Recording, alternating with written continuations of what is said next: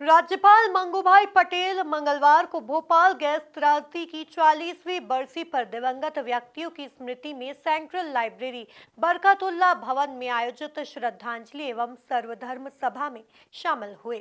सभा में दिवंगतों की स्मृति में विभिन्न धर्माचार्यों द्वारा प्रार्थना की गई। देखिए एक खास रिपोर्ट। मध्य प्रदेश की राजधानी भोपाल में 2 और 3 दिसंबर 1984 की दरमियानी रात जो विश्व की सबसे बड़ी औद्योगिक त्रासदी हुई, जिसे दुनिया भोपाल गैस कांड के नाम से जानता है, उसके घाव बरसों बाद अभी भी भरे नहीं हैं। हर साल इस त्रासदी में जान गंवाने वालों को याद कर उन्हें पुष्पांजलि अर्पित की जाती है। आज इसी क्रम में एक श्रद्धांजलि सभा आयोजित की गई। राज्यपाल मंगूभाई पटेल की उपस्थिति में आज बरकतुल्ला भवन सेंट्रल लाइब्रेरी में भोपाल गैस त्रासदी राहत एवं पुनर्वास विभाग द्वारा श्रद्धांजलि एवं सर्वधर्म प्रार्थना सभा आयोजित की गई।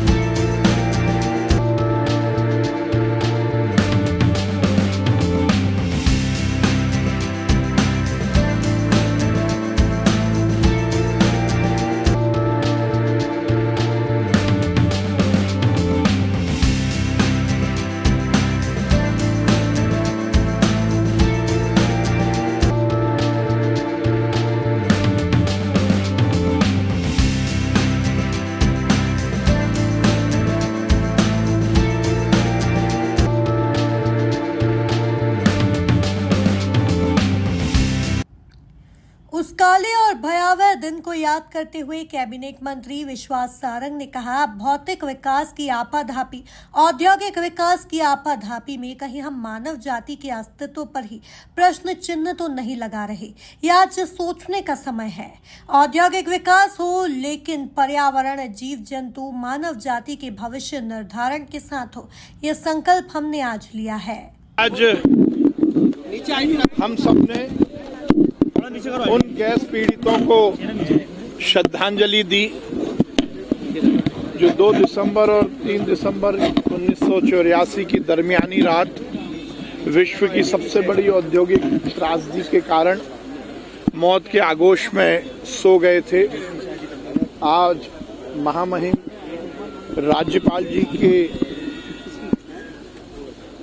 उपस्थिति में सभी धर्म गुरुओं ने उन सबको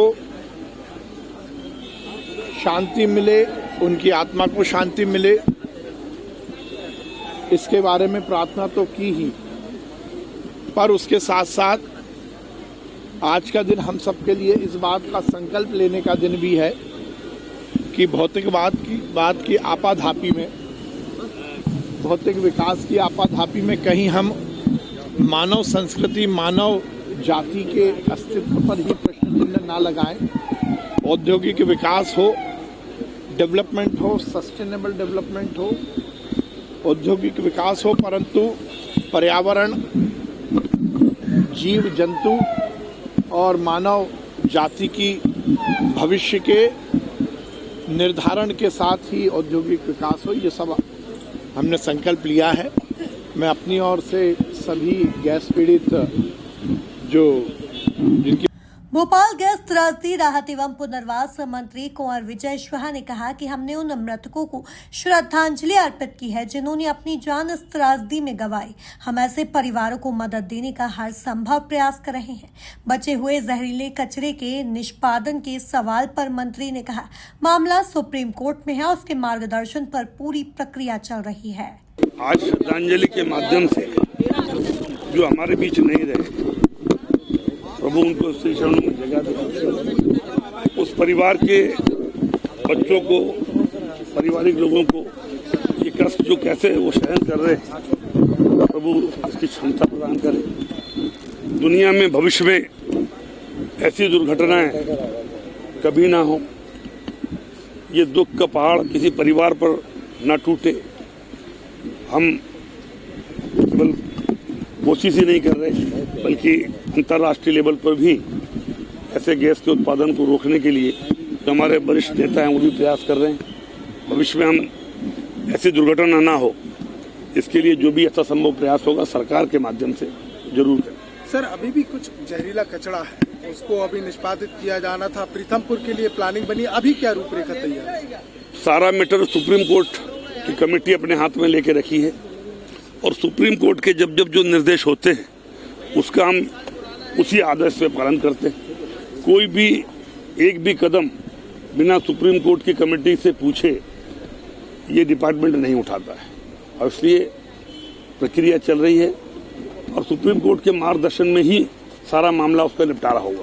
सर, आपके वन मंत्री रहते हुए एक प्रस्ताव गया और आज उस पर मोहर लग गई और राता पानी आखिर टाइगर रिजर्व बन ही गया 17 साल के बाद। देखिए, भोपाल के पास, राजधानी के पास टाइगर रिजर्व से कितनी संभावनाएं हैं इसका भी आपको अंदाजा अभी नहीं होगा, लेकिन आप 2-3 साल रुक जाएं, जब अंतर्राष्ट्रीय वाइल्ड लाइफ प्रेमी जो दूर दूर जाते थे वो सीधे भोपाल आएंगे और पर्यटन के साथ साथ लोगों को रोजगार के साथ साथ हम एक ऐसा टाइगर रिजर्व जो राजधानी से लगा हुआ है, यानी यहाँ पर नगर पालिका की आप बाउंड्री वॉल देखें तो उससे लगी हुई है। आने वाले समय में भोपाल गैस त्रासदी को 44 साल हो चुके हैं, लेकिन पीड़ितों के जख्म आज भी हरे हैं। श्रद्धांजलि सभा में मध्य प्रदेश सरकार के खेल मंत्री विश्वास सारंग, विभागीय मंत्री कुंवर विजय शाह, राज्य मंत्री कृष्णा गौर, भोपाल महापौर मालती राय, दक्षिण पश्चिम विधायक भगवान दास सबनानी सहित बड़ी संख्या में गणमान्य नागरिक उपस्थित रहे।